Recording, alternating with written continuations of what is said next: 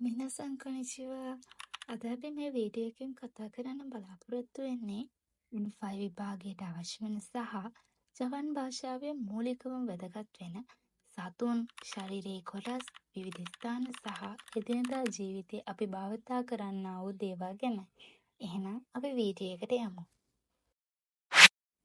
දොහොපුත්සු සතුන් නෙකෝ පූසා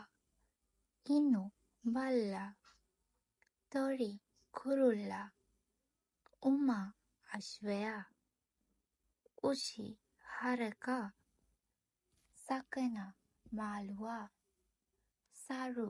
වඳුරා උසගි හාවා මේ ඇස මිමි කන හනා නහය කුචි කට හා දත් ශිතා දිව කමි කොණ්ඩය තේ අත අශි කකුල අතම ඔළුව කුබි බෙල්ල ඔනකා බඩ මුනේ පපුව කරදා ශරීරය උච්චි ගෙදර ගක්කෝ පාසල මියොයින් රෝහල ගින්කෝ බැංකුව සූපා වෙළඳසැල හොතෙරු හෝටලය ඒකකන් චිත්‍රපට ශාලාව එක්කි දුම්රියපොළ දෛකකු විශ්වවිද්‍යාලය ඉසු පුටුව සුකුවේ මේසය කසා උඩය ගගි යතුර කබඩ් බෑගය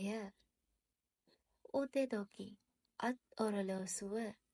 මෙගනේ ඇස් කණ්ණාඩිය හබුරශි දත් පුරුසුව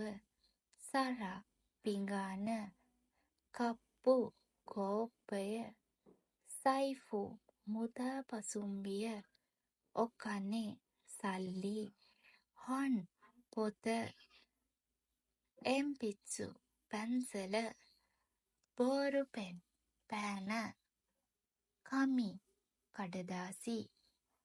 කුත්සු සපත්තු අමිරා කැමරාව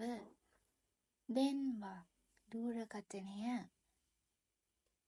කේටයි දෙන්වා ජංගම දුරකථනය කපින් මල් පෝච්චිය. එහෙනම් තවත් අලුත් වැදගත් වීඩියෝ එකේ හමුවීමට බලාපොරොත්තු වෙන්න අතට ගිහින් එන්න. සයනරා.